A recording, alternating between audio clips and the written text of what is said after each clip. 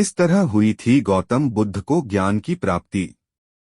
गौतम बुद्ध का जीवन हर किसी के लिए प्रेरणादायी है। गौतम बुद्ध बौद्ध धर्म के प्रवर्तक थे। इनका जन्म 483 ईस्वी पूर्व तथा महापरिनिर्वाण 563 ईस्वी पूर्व में हुआ था। बचपन में उनको राजकुमार सिद्धार्थ के नाम से जाना जाता था। बौद्ध ग्रंथों के अनुसार गौतम बुद्ध के जन्म से 12 वर्ष पूर्व ही एक ऋषि ने भविष्यवाणी की थी कि यह बच्चा या तो एक सार्वभौमिक सम्राट या महान ऋषि बनेगा। 35 वर्ष की आयु में उन्हें ज्ञान की प्राप्ति हुई थी। वह संसार का मोह त्याग कर तपस्वी बन गए थे और परम ज्ञान की खोज में चले गए थे। आइए आज हम आपको सिद्धार्थ के महात्मा बुद्ध बनने तक के सफर के बारे में बताते हैं। जन्मकाल।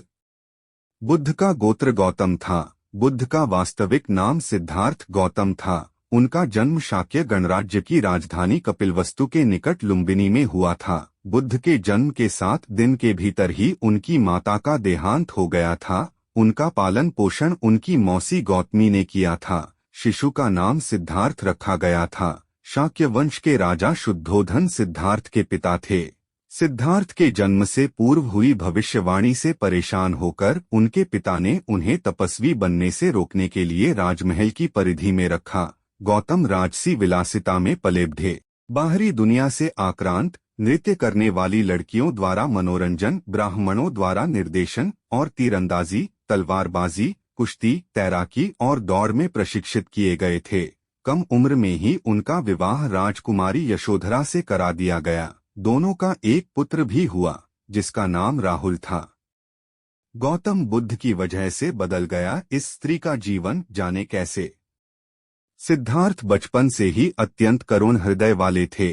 वह किसी का भी दुख नहीं देख सकते थे। इतने प्रयासों के बाद भी 21 वर्ष की आयु में उनकी अपने राज्य कपिलवस्तु की गलियों में उनकी दृष्टि 4 दृश्यों पर पड़ी। ये दृश्य थे एक वृद्ध विकलांग व्यक्ति, एक रोगी, एक पार्थिव शरीर और एक साधु। इन 4 दृश्यों को देखकर सिद्धार्थ समझ गए थे कि सबका जन्म होता है, सबको बुढ़ापा आता है, सबको बीमारी होती है और एक दिन सब मृत्यु को प्राप्त होते हैं। इससे व्यथित होकर उन्होंने अपना धनवान जीवन, अपनी पत्नी, पुत्र एवं राजपाट का त्याग करते हुए साधु का जीवन अपना लिया और जन्म, बुढ़ापा, दर्द, बीमारी और मृत्यु से जुड़े सवालों की खोज में निकल गए।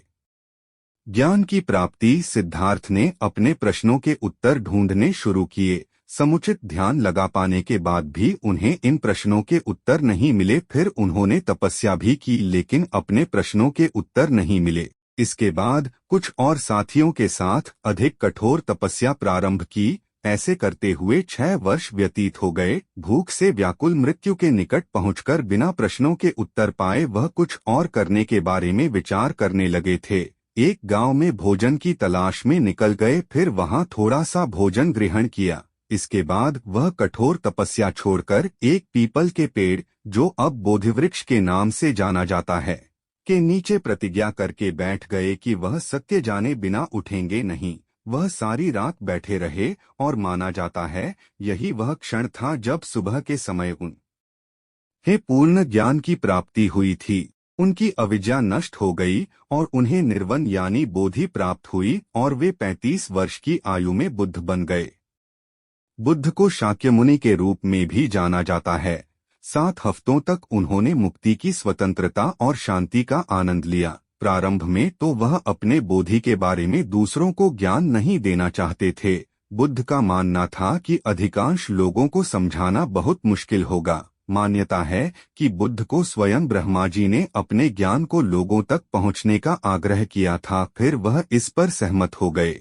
इस तरह उन्होंने अपना पहला धर्मोपदेश उत्तर प्रदेश के वाराणसी के पास सारनाथ में अपने पहले मित्रों को दिया था। बस आज के लिए इतना ही।